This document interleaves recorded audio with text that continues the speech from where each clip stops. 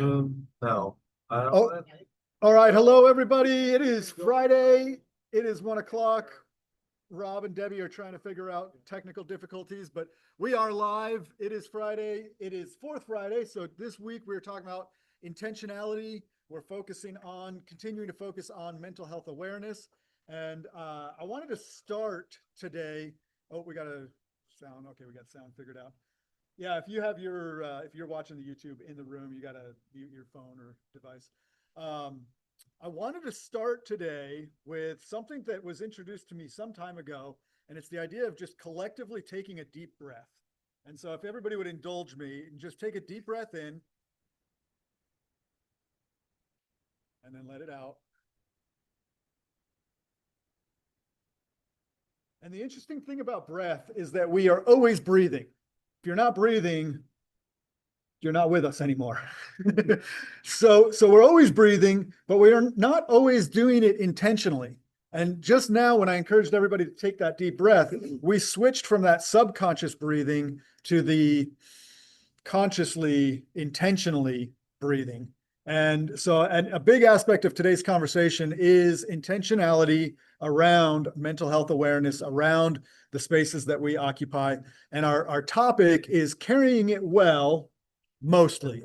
And so I'm really excited to just kind of hear from everybody, like how this lands, how you navigate this in life, because there's a lot of things that we carry that nobody knows about, that nobody sees, and how that shows up in your life, and how do you process that personally, internally, externally, and all of those things. So as we do each week, we're going to go around the table and introduce everybody that's in the room.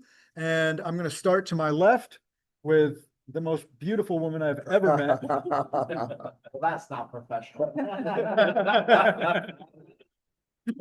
I'm Melissa Byron with Thrive Wellness, and what I do is help others with metabolic stability. And what that can look like is really taking a hard look at what is really going on on the inside of your body and how that reflects outwardly as well.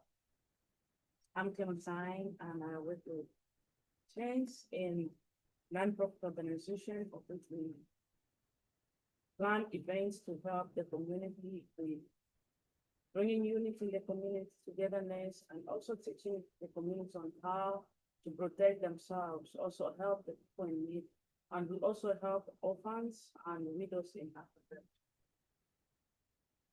Hi, my name is Chance, and happy to be here.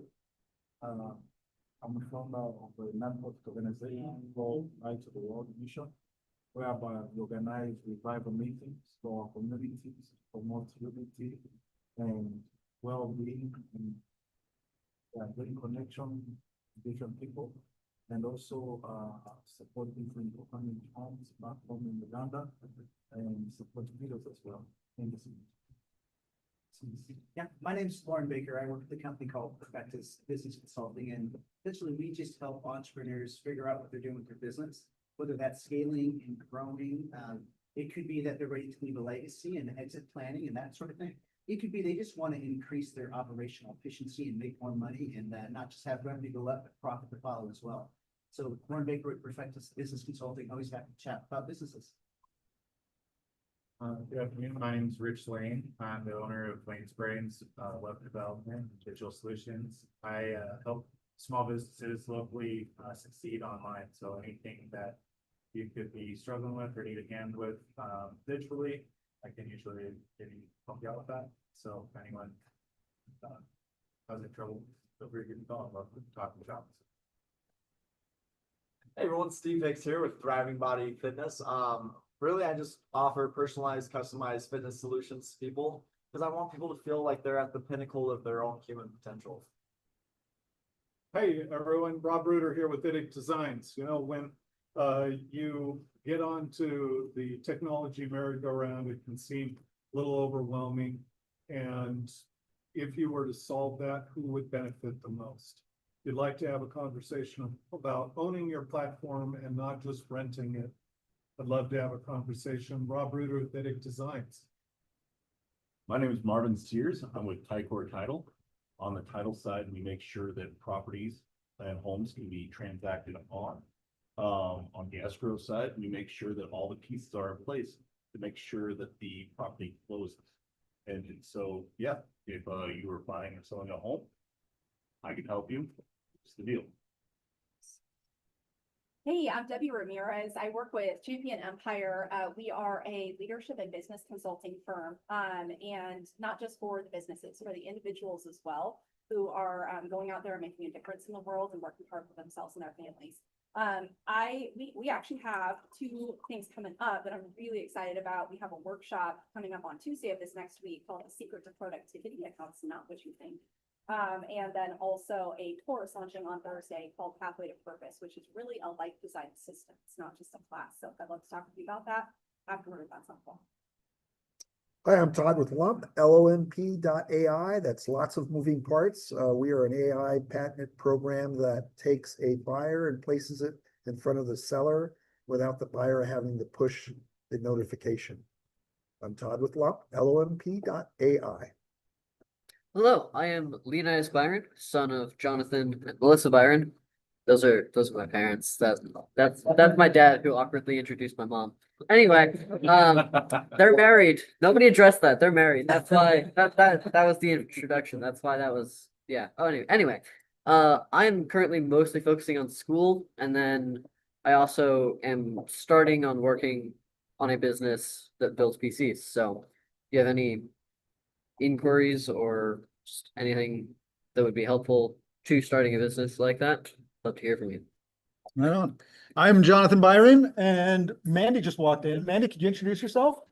Mandy Karstensen with Q Home Loans.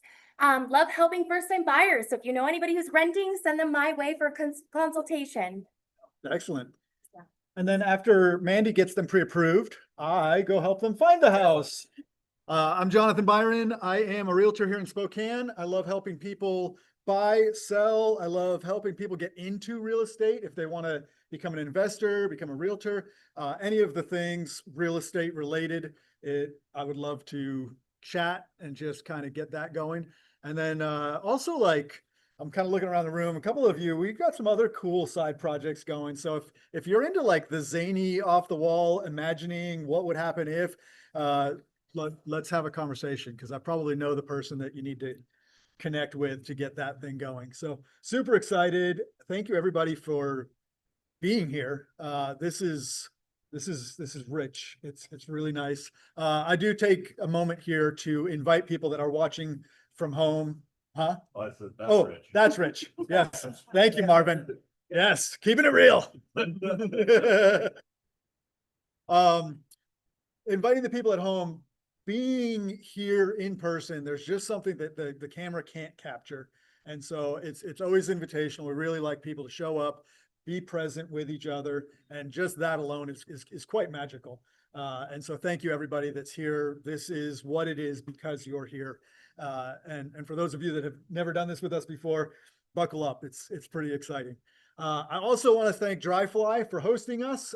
They host us on our fourth Friday, which is our intentionality theme. And they're just a great partner and host and a great place. We're actually in their mezzanine right now where you can host events and parties. So if you have a party, or if you just want to come and have some food in their restaurant, they've got a great restaurant. And then of course they also are a distillery. So lots of spirits, and we can get into all of that. And then thank you to Rob Reuter with IDIC Designs for hosting our lunch. And Tori knocks it out of the park every week. Every time we're here, it is amazing pizza, amazing veggie tray. So come for the food, stay for the conversation is literally the case here. So that is, I think that's about all we need to get into, Debbie, this idea that we've been circling all month and kind of like bringing into a space of intentionality. So get us started here. Awesome. Well, I'm really excited, and thank you so much for the opportunity. I think for all of us, because this is a topic that I am really excited about. And by excited, I mean that when Jonathan texted me and we started talking about this topic, I literally LOL'd. Like I was literally sitting there laughing out loud because it had just been totally that week. In fact, I believe that at that moment, I was taking a break in the middle of my day to take a walk at a park in between things, because I was like, I have to carve out a little bit of time for me. I had been up since like 5:30, usually I have this great morning routine. Instead, I was on the call with the contractor for like an hour and a half. And I literally busted out of the room, out of the house for 2 professional meetings in my sweats. And I was just like, and covered in dog hair, like, like the deep for linter. And I was just like, it's gonna be what it's gonna be. Yeah. There's no way that I can put this together today. It's just, I'm going out there to serve people and it is. So I think that's a great just jumping off point to, I feel like there's a lot of us who are kind of in that space right now. You know, we're running pedals to the metal in important things that we know are important, things that we know serve people, things we know have impact. And yet how do we pull that all together with all the competing priorities and things that are going on? And so I think that really the first point that I'd love to jump off into is that question, how do we stay professional? How do we represent our brands well, whether it's our own or the companies that we represent? How do we show up and serve other people with our focus on them, but also be authentic and be true to ourselves? And I'd love to hear what you got. Okay, so I think this is such a great topic because there's definitely that really like push-pull, like being authentic, but also being professional.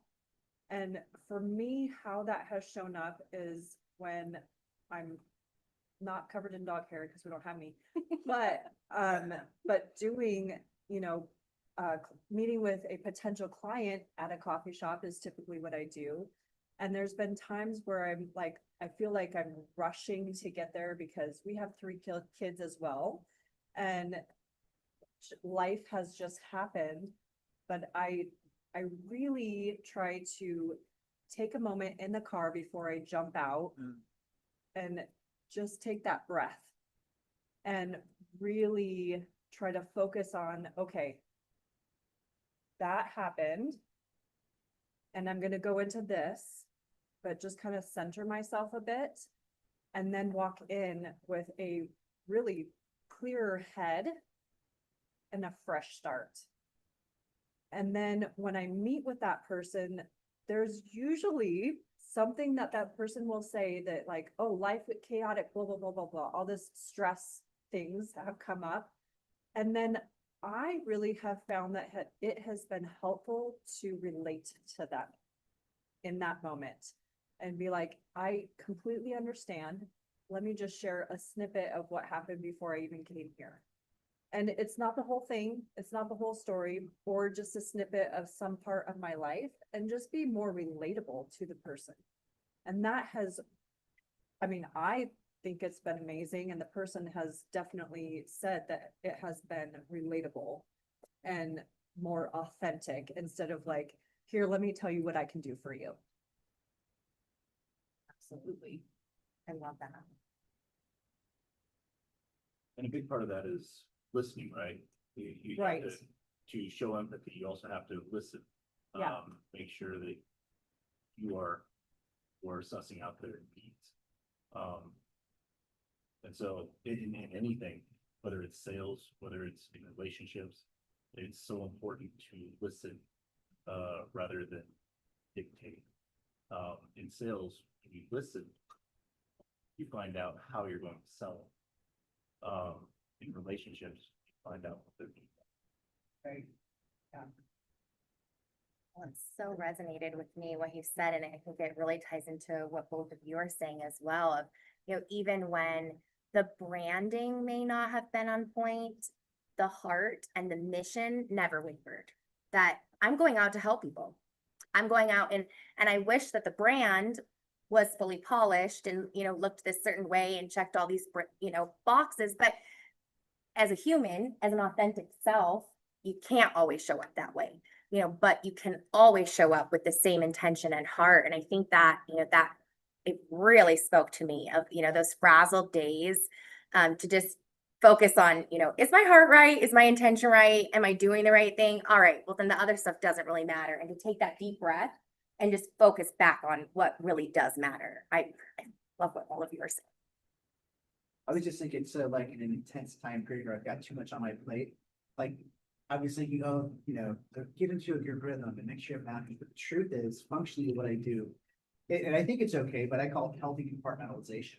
Just meaning like, if I've got work to do today and things to do, whatever I'm feeling existentially about the world, a past deal, is to be present in that moment. I think that's the positive way to say it. So that healthy compartmentalization where I still need to be present for the things I'm doing, even as I'm stressed about other things. So I think that's the honest answer for me is, of course, rhythms are good, being grounded, having boundaries, but I think day to day, it's just learning to say, and I think maybe my parents' generation would say, just be an adult, like, you don't feel good today, too bad, you gotta work still. And it's a little bit of that, like, I'm just gonna go through and be connected to what my values are, but in the moment, be able to be present.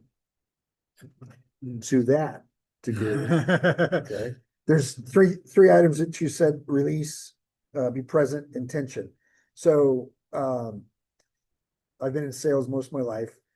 Prior to going in and talking with a client, I scream in the car. Huh. Just to release. When you say compartmentalize, I just scream as loud as I can scream, just to depress, let it go. Whatever I was thinking about now is gone. And I go in, I'm present. Now, here's something very important in sales and in relationships. Something goes on that is not seen. And the person that you're speaking to, or even a group of people that you're speaking to, the intent will light up with them without you having to say, this is my intent today. They will get what the intent is. Now it's up to you to give them a healthy intent where it's not fogged. It's very concise, very clear, and you'll see the response because you'll engage and you'll start having a relative mutual understanding of the conversation, but the intent will be read by them, by their body language, by their mental capacity of what you're trying to present to them. So that's a secret. I'm done. Like it. I love that. I think there's so many things that stand out here, and really the thing that is standing out to me is that tension that I think we're all living with all the time. Of how do we show up and be our authentic selves? How does our authenticity open a door for someone else to be authentic too, without us just think and taking over the meeting as kind of like our personal therapy space? Like, oh my God, it was so stressful. Like, yes, there's a place for that for a moment. And I think part of it maybe comes down to our relationship, right? What's our relationship? What's our intention and whatnot? I think another theme that's coming up is that we are maxed out. And something that came to mind in this conversation is, how do you handle that tension and the decision points of constantly evaluating, am I overstretched? Am I able to really put my focus into what's important and what's valuable if I'm constantly running? How are you handling that right now? And I'd love to I know we talk a lot about, I love the specifics that people handle or that people have shared. Oftentimes we'll talk in kind of generalities, which no one's doing in this group, but I'd like to invite us just to kind of share as much as you'd like to, of what you're currently trying to evaluate or what you're currently trying to figure out with those things. So I think, and I don't know, maybe this is my inner a-hole. Oh, we're not on Facebook. I can actually say. So, Okay, I won't then. But anyway, no, it's something that comes up all the time, that we do have this impression that we're all maxed out all the time. I think this is, I mean, not to get Jungian, but there's kind of this collective unconsciousness that we have, that we've accepted this narrative. And I don't think it's as true as we all feel like it is sometimes. People hate when I point that out to them. But it is one of those things. We do live in a world with a lot of noise, a lot of options, a lot of distractions, and it is very easy to let that all in. But I think our capacity is much larger than we give ourselves credit for. And one of the best ways to use that capacity is in my experience, just kind of highlighting priorities, right? There's an infinite list of options of things to do. We can do what's important. We just can't do everything, right? But we do have enough resources to do the things that are important. We just have to take the time to be deliberate about that priority. And I know in past Friday conversations, we had a conversation about prioritizations and what is important and how that shows up. But I think a twofold answer. One is setting your priorities, what matters to you, what absolutely are you going to give space to? And then also deciding that you're not going to follow the common social norms of if you're live in 2026, you have to feel busy and overwhelmed and overmaxed. I don't think it's as true as we get it forced on us to be. Dude, that super resonates, man. That's such a good contrarian thought. I choose not to be overwhelmed. Yeah. I actively choose not to be I busy. agree. People get stressed out, especially with like social media posts, not trying to this on social media. Well, I kind of am, all you five big companies, but but really, you don't have to do these things, right? That's a cognitive load. You can just unload. You don't have to do any of those things. Like for me, like practically, it's going through a walk through the park with my dog, not listening to anything, just letting the brain go where it goes. Like that's how I think I manage that cognitive dissonance sometimes, trying to be authentic and be professional. Is those liminal spaces, you'll hear me say this a lot, but those liminal spaces where there's no real guidance, so you're just kind of letting stuff happen, right? That matters. So, but that resonates a lot. It's really good. So I was at a mastermind or online mastermind this week, and we had a guest speaker, Michael Burnoff, who wrote a book called Average Sucks. And it's really I'm in a couple of chapters already, and I think he really hits it well about the way we stay human in all of this. But he was talking about something that I had never really thought about before that made a lot of sense to me. And one of the things about stress, is and all of this is there are 4 hormones that we operate under, right? Cortisol, then you have dopamine, and then you have serotonin and oxytocin are the primary ones. And he was trying to tell us that you can actually guide people to have the kind of response and reaction that you want.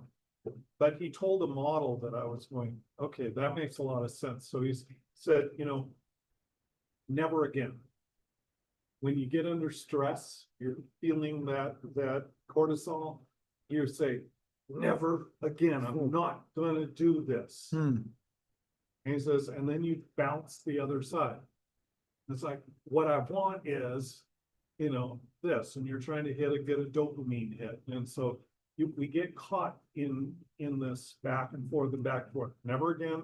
What I want is, and he said, the problem is if you get trapped there, says you need a way out. He says there's 2 things that hold those things apart. On one side, you have identity, who you are. And on the other side, you have people, who you engage with and who you choose to have around you. And he says, so if you want to avoid the bouncing back and forth between stress and mindless, dopamine hits, you have to focus on what's my identity, what am I trying to accomplish, and then who am I serving, and it makes sense to me because I can think of my own practice when I am going in to teach the university. What I will do a lot of times is I will come into the classroom early. I will have all this stuff going on behind me, but I know for the next 75 minutes, I'm here for those students. And so I will literally just quietly, go to a back corner where I can look outside, I can focus, and all I'm doing is saying, for the next 75 minutes, I'm here for these students. I am their, professor, I am their guide, I am the person who is going to help them live a better life. That's who I am and what I'm here to do. So I hear intentionality, but also are you time blocking that time out of the day? Are you saying, okay, this is a non-negotiable, this is what I'm doing for that 75 minutes? Yeah. When I, in those classes, yes. Okay. Yeah, and I do have time blocks. Yeah, I use a lot of time blocking on the calendar, for the things that I have intention.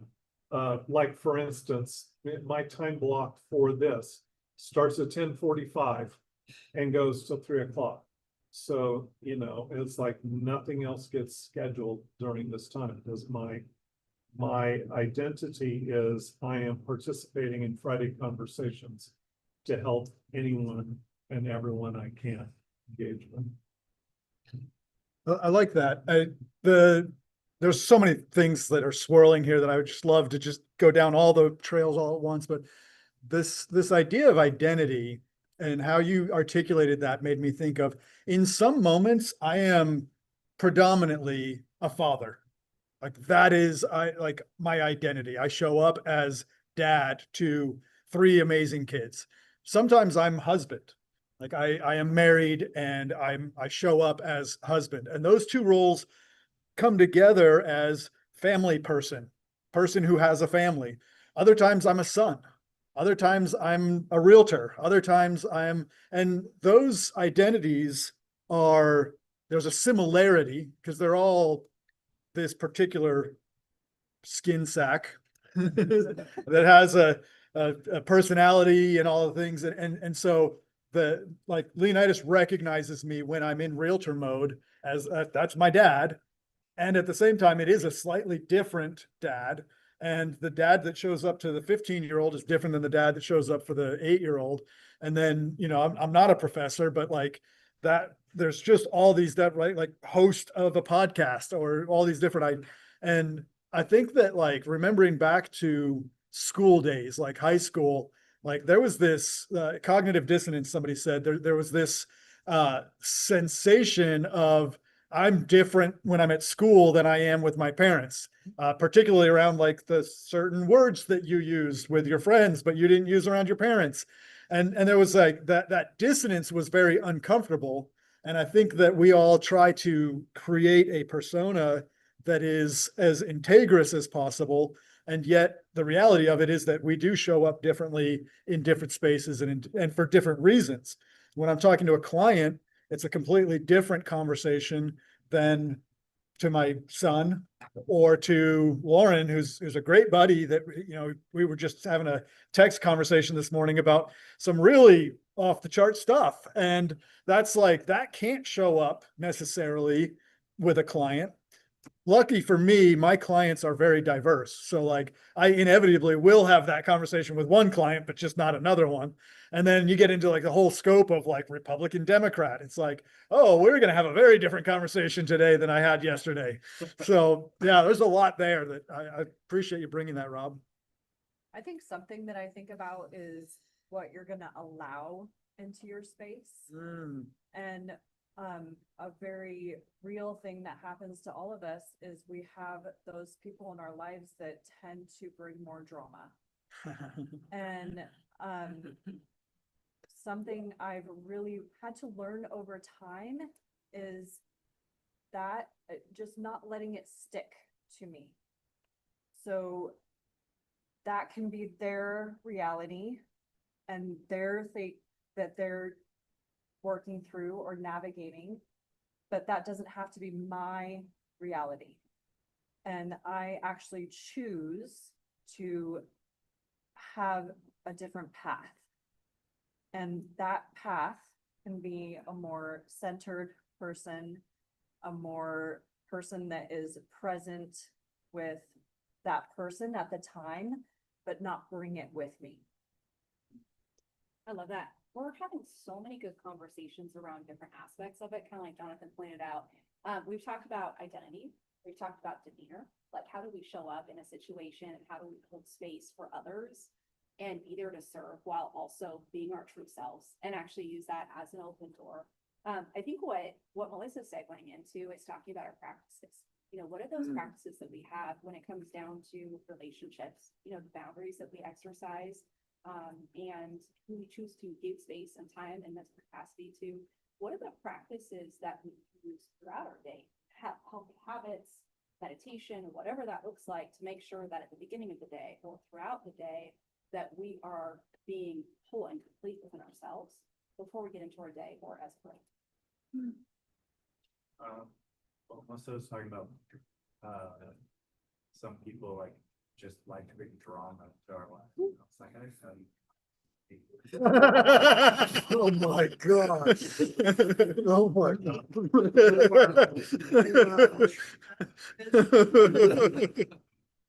But at the same time, I was also thinking Byron was talking about, his intentionality of showing up and being a dad too.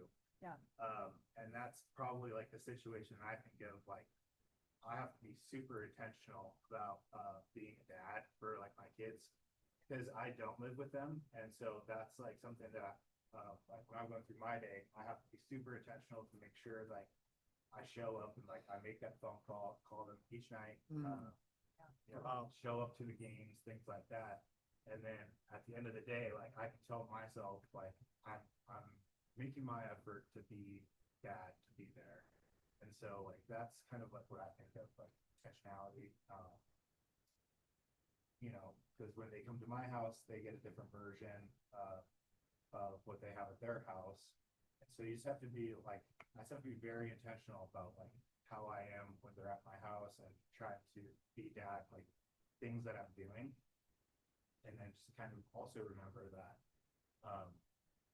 you know, it goes both ways too. So they have expectations and things that going on at their other house, like that too. So,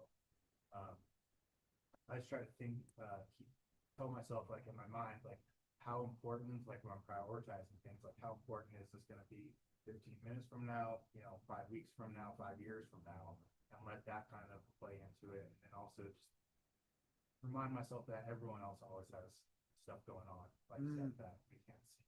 So don't let that, you know, play too much into your, you know, where you're happy. And I mean, if I'm being honest, I haven't been great at, you know, separating these different things, separating my job from being with family and friends and so forth. It's really hard to do in many ways. And so it's a constant exercise.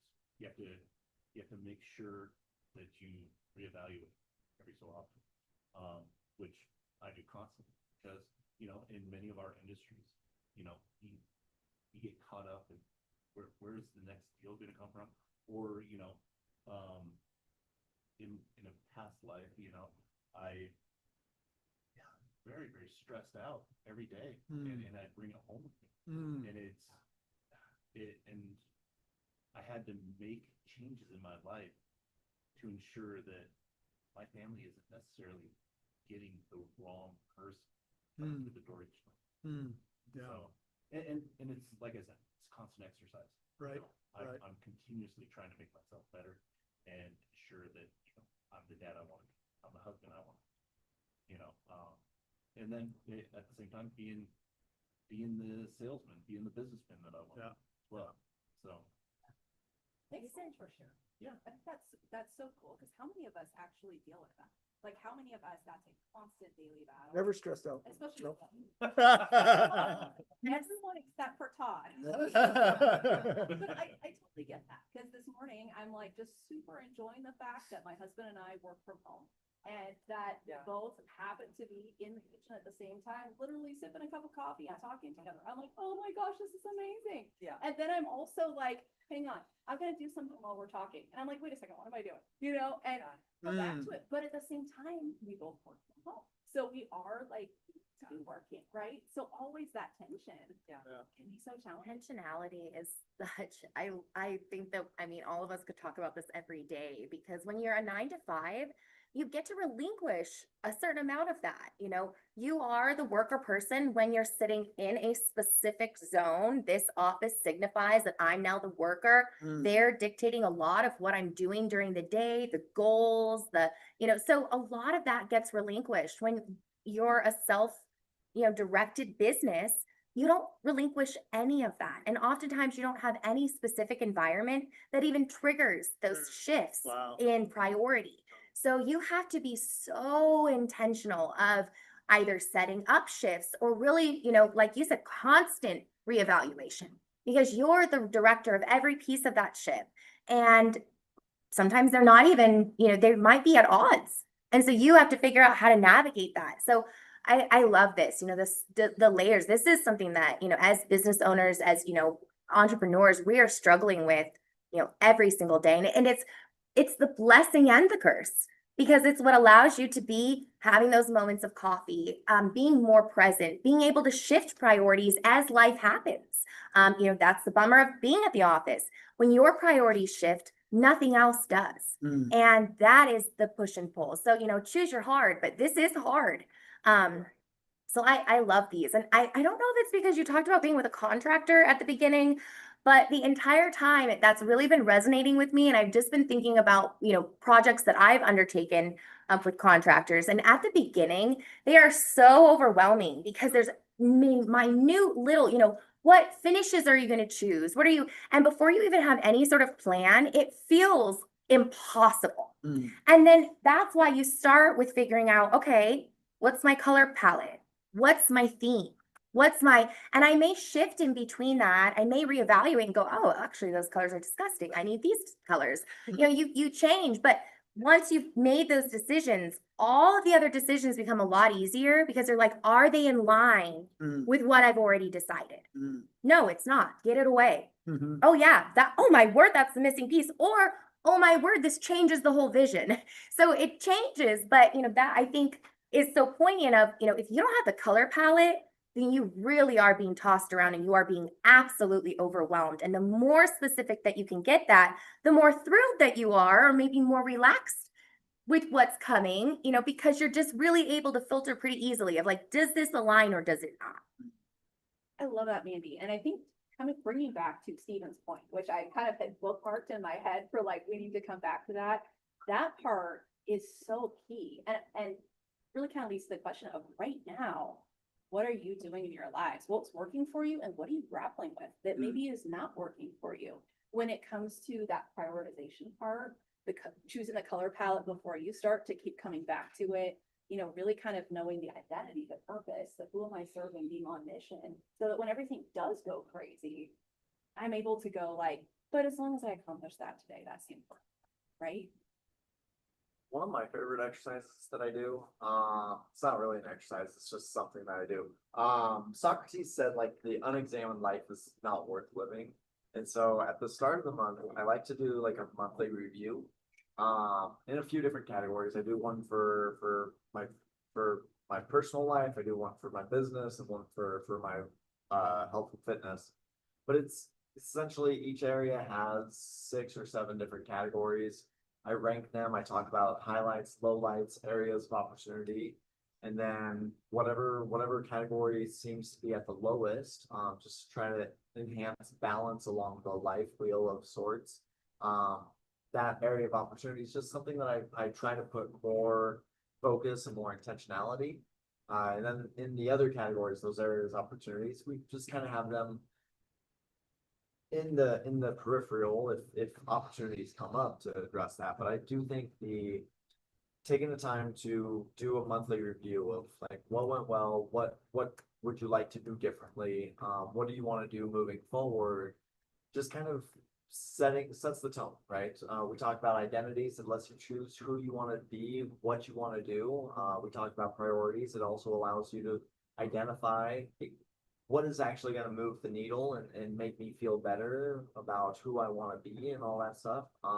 That's when I'm at my very best, I'm pretty consistent doing that each month with the reviews. When I let the reviews slip and I drift and I try to just bumble through the daily chaos, it's a lot of wasted efforts and a lot of leaky efforts, and it doesn't feel like you make progress towards anything. So that's my big suggestion. I like doing a monthly reflection. Yes, Powerful. I think that's very good. One of the things that I've noticed throughout the conversation, and it keeps updating this whole thing that I'm going to go on as the conversation continues. A lot of people have been talking about before they go into a meeting or something like that, they have a way of processing or like packaging all of their emotions into something else. And then other people have been talking about how they deal with those things. And this is all new to me. I'm like, yeah. Some of you may be like, yeah, duh. But this is very cool to me. Anyway, I'm trying to figure out like what everybody does to take that package of emotions and open it intentionally at the right time. Because as you said, if you're just open it right before you walk into the door, before you go home, that's not fair to anybody in your household. Yeah. That like, and it's not great to do that. So like, when do you find time to deal with that package of emotions? What a poignant question. So think about these rhythm things, because I think this is how I would answer that question is, like for me, so I'm a theist. So the rhythms that I practice are sort of a morning, mid, evening, and late night, and sort of intentional prayer. And then I have a weekly rhythm of getting together with other folks who are sort of aligned that way. And what those rhythms do for me in terms of the moments is it helps me get grounded in my identity. Going back to what you said, Rob, get grounded in your identity. Community informs my identity just as my identity informs the community. So there's this relationship going. And so for that rhythm, for me, when I'm grounded that way, then in those moments where I existentially have no idea what to do, it's just like, okay, I already know what like the main thing is. And I can operate in the liminal space where I don't know, I don't feel comfortable, I don't like the situation, whatever the emotions are. Because I'm grounded in who I think I am and a community that reinforces, so they mutually reinforce each other. So that's how I talk about it for myself. Yeah. I love the main thing. I haven't heard that in a while. And I was like, ooh, that kind of feels like it's boiling down to, like the main thing. And as long as you're on track with that, you can be in the sweatpants with, it would be cat hair for me. But as long as the main thing still fits, you're like, hey, this isn't normally how I show up, but I'm showing up because it is the main thing. I look like, it's really good. I look like fill in the blank. I don't feel good about who I am, right? But I can still be here knowing, okay, this isn't how I always feel. Yes, yeah. Totally. And I think to your point, I never thought about that until this second. I think probably a few years ago, I would have just called in sick, rescheduled the meeting, right? Yeah. Which I think there's a place for, right? But it was like, no, I'm gonna show up because Yes. I believe that this is important. I'm here to serve this person. I can deal with Hollywood today. Yeah, and the branding is super important, but it's not the main thing. And so I love for the branding to be right, but And that it doesn't have to be. It leads into your identity too, because the authentic self isn't the whatever, for me, it's dog hair as well. That would be my dog hair and my coat. Like, that's all true, and it's the authentic me, and here I am, but I can still be present in the authentic me in this mess of a presentation. Isn't necessarily my heart. Yep. Yeah, absolutely. So for me, you'll see me carrying these around all the time.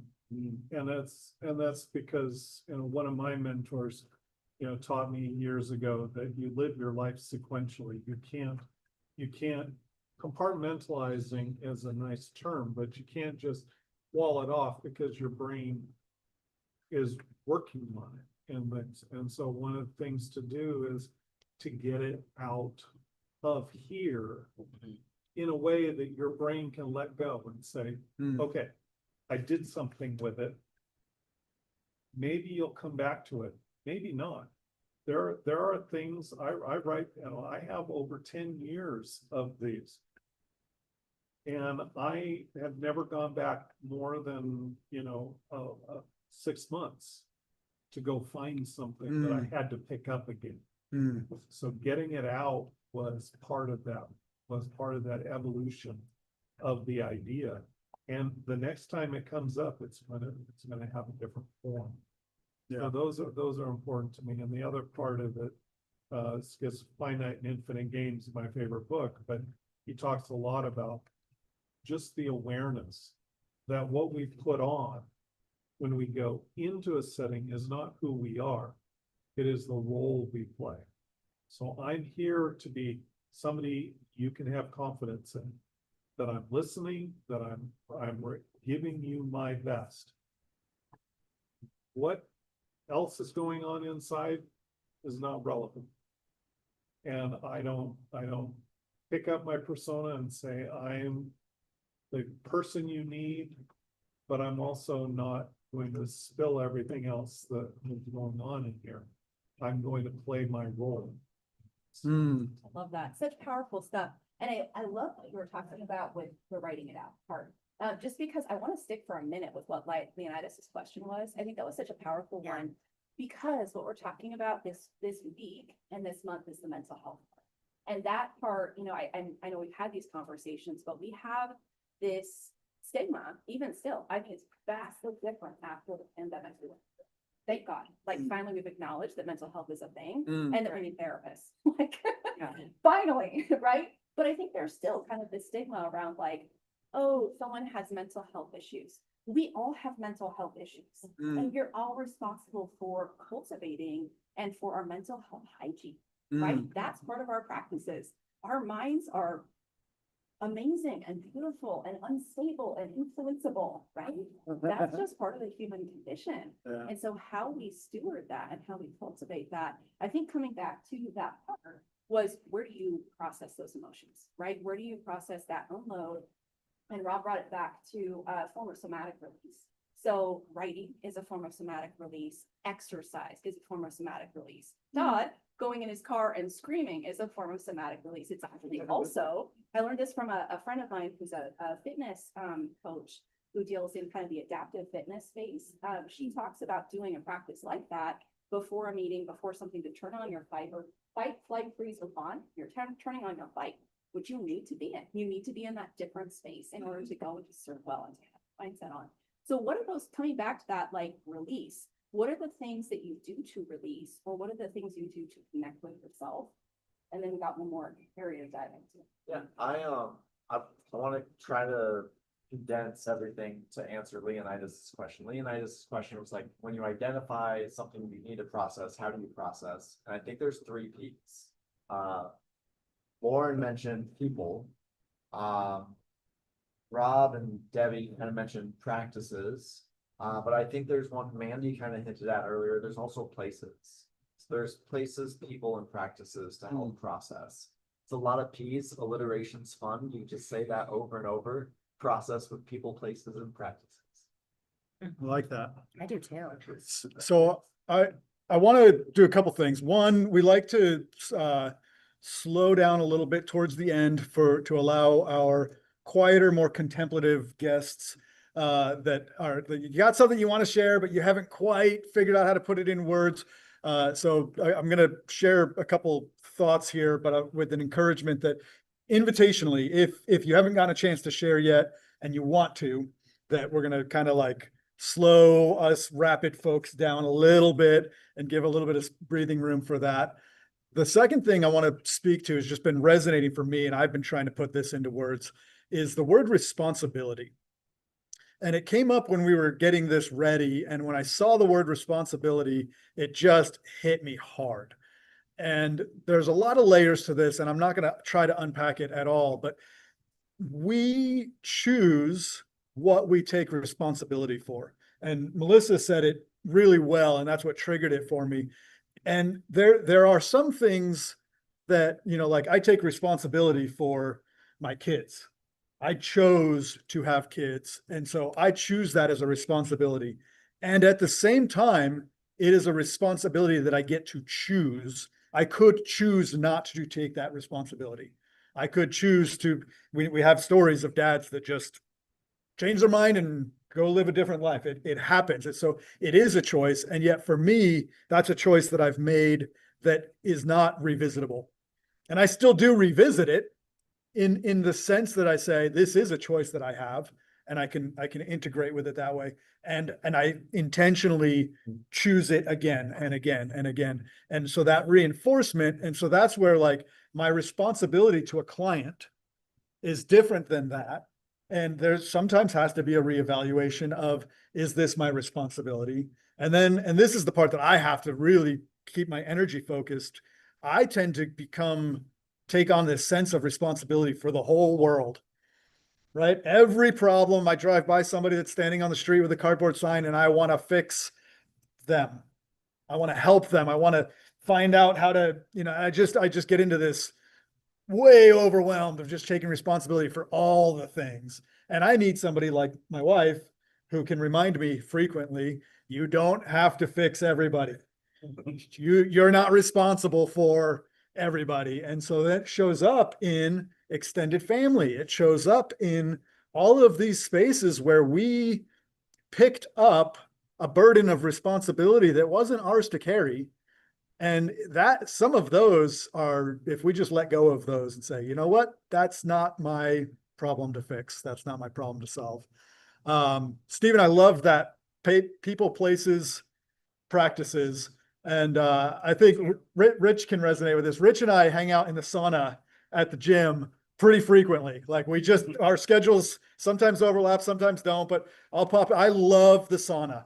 And the sauna it's a place, it's a practice, and there's frequently people in there. I am not the guy that goes in and wants to like zone out on music. Like I want to talk to people in the sauna and we have a good time. So that's a little bit of an answer for me, one of the spaces that I like to process that. But I'm opening it up if there's somebody that hasn't gotten a chance to share yet that wants to jump in.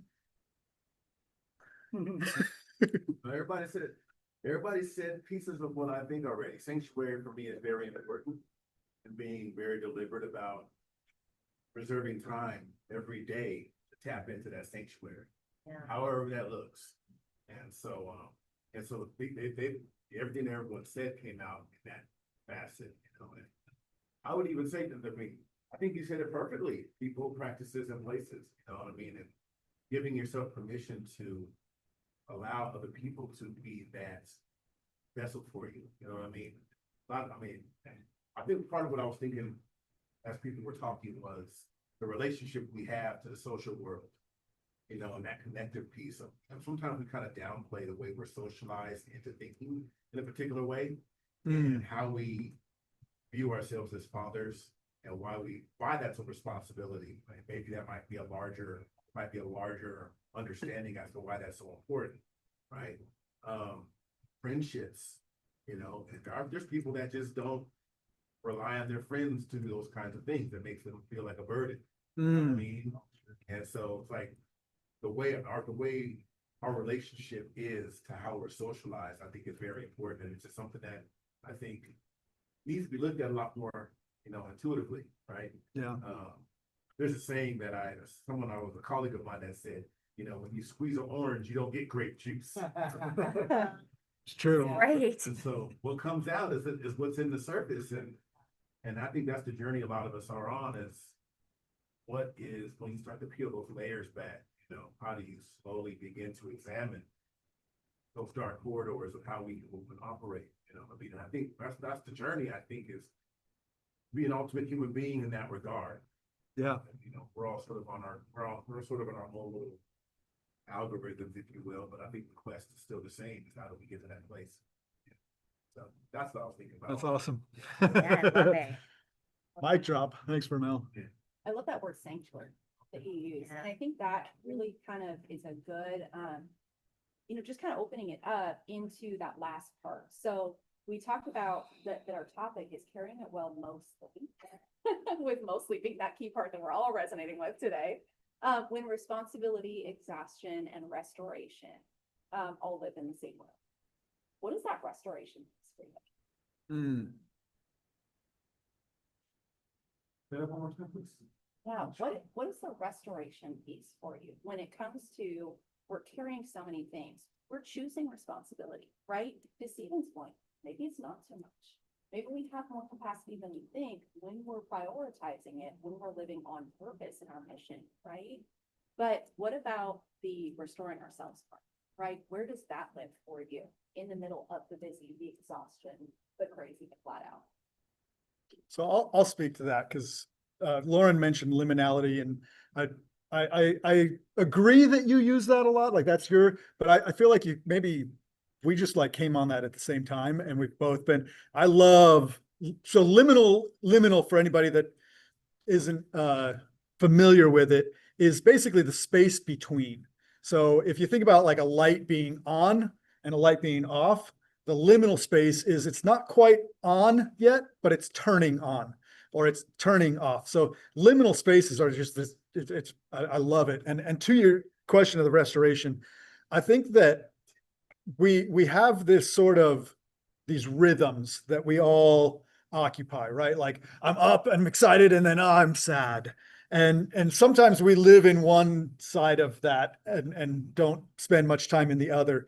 I started recently, maybe 2 years now, when we get into that fall, winter weather where like the animal world hibernates, I've tried to allow myself to be a little bit sadder, a little bit less go-getter. I kind of just allow myself to go into a hibernation mode of sorts. Now, that's not to, we do this. So you guys see me every Friday through the winter. I still have energy. I still do things, but I allow that my rhythm is just going to be a little bit different than it is in the spring when life is springing forth. And so when spring happens, I just suddenly feel this like, yes, we're coming out of it. And so I've been exploring that for me personally, where it's like, okay, I'm kind of a little bit down. I'm a little sad, and allowing myself to even, I just recently was introduced to the concept. I don't know who the author was, I don't know but the idea of just naming what you're feeling. And like, I am sad right now. And like not explaining it, not justifying it, not figuring out how to not be sad anymore, just Snowboarding. He's happy. is that for the winter? Yeah. Be happy. You know. So that has been a practice that I just started that I'm like, ooh, this is kind of cool. I'm feeling anxious right now. All eyes are looking at me. I'm not actually anxious right now. That is huge though. Naming it Oh my is, gosh. I think part of, would go into that process category. And that is a big one. I'm glad that came out because just naming it, I'm feeling really upset. Sometimes you just don't know. And if you keep bottling it down and then you're just like, even just expressing it is so helpful. Naming it is Yeah. really big. I think that would fall in the somatic thing that you were talking about. yeah. For sure. In our conversation around restoration, we think, at least I think of restoration as being poured in. Mm. Pouring into myself, allowing myself to be poured into, getting around the people who pour into me. Yeah. But sometimes there's an aspect of it, it really just means to put back, Hmm. right? To restore is to put back in that state. And sometimes that's just naming something. It's the somatic release. Well, It's just, the restoration for me, I like. this is pretty intense, and I'll let you in on a little secret. Friday conversations. Mm. Yeah. That's restoration for me. I look forward to it. I plan it. I mean, when I leave here, all my little contacts in my little brain, because that's what ADD people do. They have conversations in their brain, multiple, but it'd be making sure my next Friday conversation time is allocated Mm. as I leave here today. So my restoration is 100% this place. That's awesome. Yeah. It's awesome. Well, Well, it's a great place. on that note, go ahead. Yeah, for me, restoration, I would say talking to someone.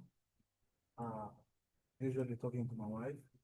So whenever things are so much in my head, the moment I open up to speak, I feel like the entire load is off. Mm. She may not say anything, she may not do anything, but the fact that again, naming it, just spoke it out.